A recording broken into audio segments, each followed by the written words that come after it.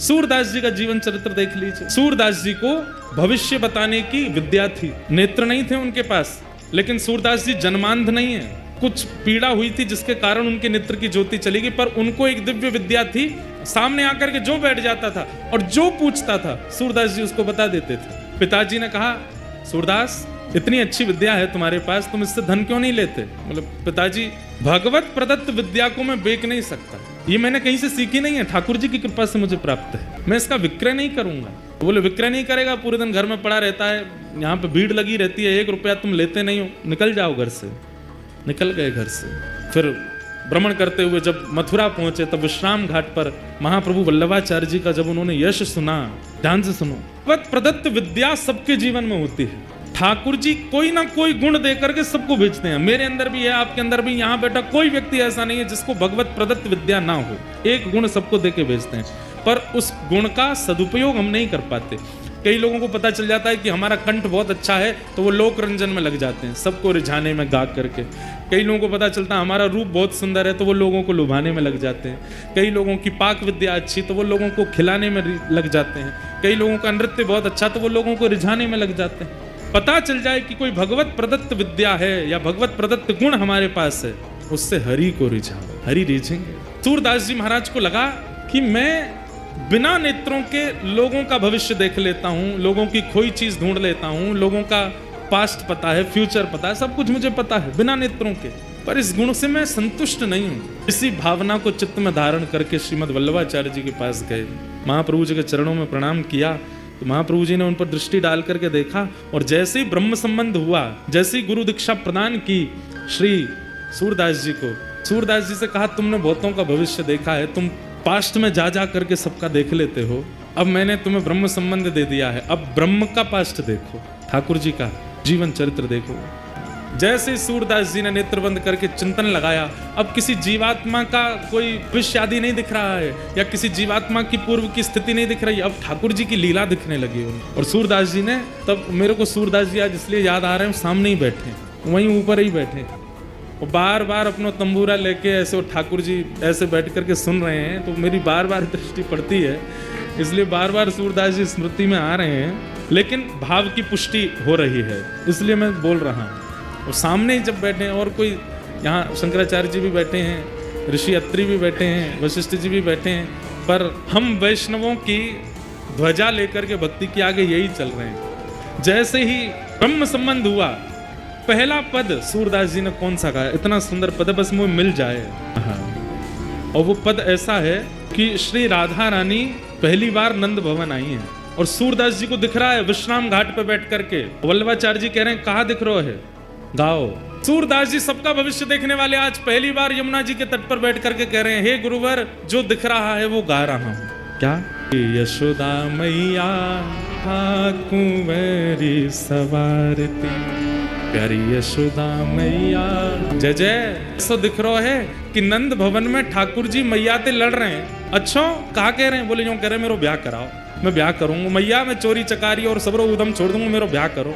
मैया बोली, लाला 3 बरस को 3.5 बरस को तू है, अभी तो ब्याह करेगो। इतने में ही बाहर नंद भवन की, अब पूरी कथा तो मैं नहीं सुनाऊंगा, बहुत बड़ी है, कल अगर अवसर मिलेगा तो सुनाऊंगा। एक दिन पहले ही ठाकुर जी मिले किशोरी जी से पहली बार, और किशोरी जी को अपने नंद भवन को सबरो मार्ग बता दियो, वहां मेरो घर है, वहां मैं रहूं और मेरो नाम है कुंवर कन्हई। तो मैया तो लड़ रहे हैं, मेरो ब्याह करा दे। इतने में ही किशोरी जी ढूंढते ढूंढते नंद भवन पहुंच गई। मैया बोली, इतना सो है तू, अभी नेक्स्ट सो, अभी तो ब्याह करेगो, बहू कैसी चाहिए? इतने में ही बाहर से आवाज आई, कुंवर कन्हई।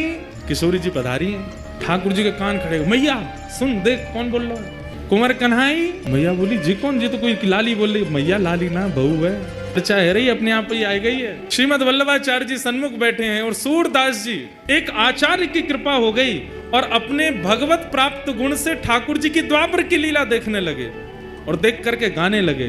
क्या लीला हुई? तो ठाकुर जी दौड़ करके गए, द्वार खोलो। यशोदा जी किशोरी जी को भीतर लेकर के पधारी।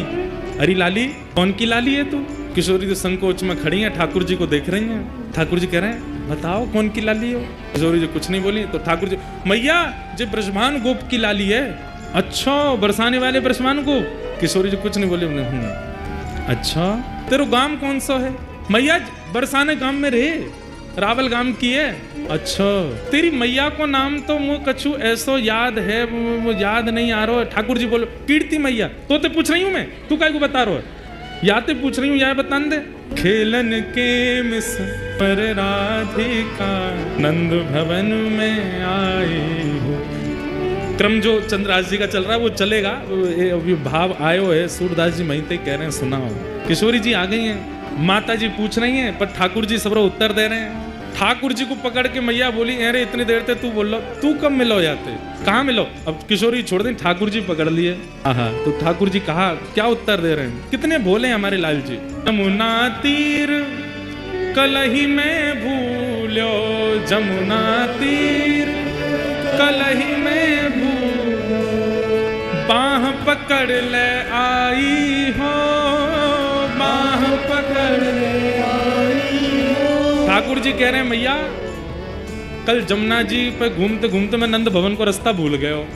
बोला अच्छा, तब जे मुँह को मिल गई और मैं रोने लगो, मुँह तो मैया के पास जानो है, नंद बाबा के पास जानो, तो जे मेरो हाथ पकड़ के नंद भवन छोड़ के गई मुँह को। क्या हमारे हम दोनों को परिचय है क्यों?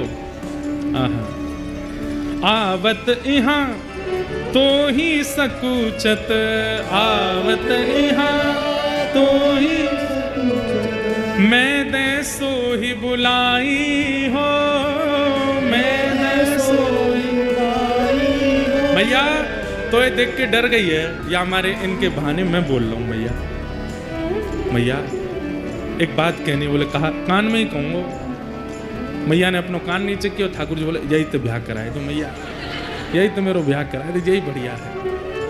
तब यशोदा मैया किशोरी जी को अपने गोद में बैठा में अंदर से ठाकुर जी को श्रृंगार लेके आई हैं। जो श्रृंगार ठाकुर जी को धारण कराया जाए वो समस्त श्रृंगार पेटी लेकर के आई हैं। और ठाकुर जी तो कह रही हैं ए लाला चल काजर लेके आ, माथे चुनरी लेके आ। ठाकुर जी दौड़ दौड़ के नंद भवन से सब सामग्री लेके आ रहे हैं, सब ला के सामने धर दे, मैया या को श्रृंगार कर दे। और यशोदा मैया जशोदा राधा कुंवर संवारती, बड़े बार सीमत शीश के प्रेम सहित निहारती, मांग पारी बैनी जू सवारती, गूंत सुंदर भांति, गोरे भाल बिंदु बदन मन इंदु प्रात रवि कांति। पूरी ठाकुर जी को जैसे श्रृंगार करें वैसे श्रृंगार कर रही हैं यशोदा मैया। और ठाकुर जी श्रृंगार ढूंढ रहे हैं बढ़िया वारो। मैया जे नग पहना कितना बढ़िया लगेगा। मैया बात पहना रही हूँ, ठाकुर जी को देखते जा रही हैं। बड़ा अपने श्रृंगार के तो उतार उतार के भगे। अब मैया मैं श्रृंगार करके खुद ना देख पाऊँ ना, या देखता रहूँगा, या को कर दे। खूब सुंदर श्रृंगार कर दियो, पाजे पहना दी, मांग में सिंदूर भर दियो, पामन में अलको लगाई दियो, गोद भराई कर दी लाली की। ये दृश्य दिख रहा है किसको? सूरदास जी।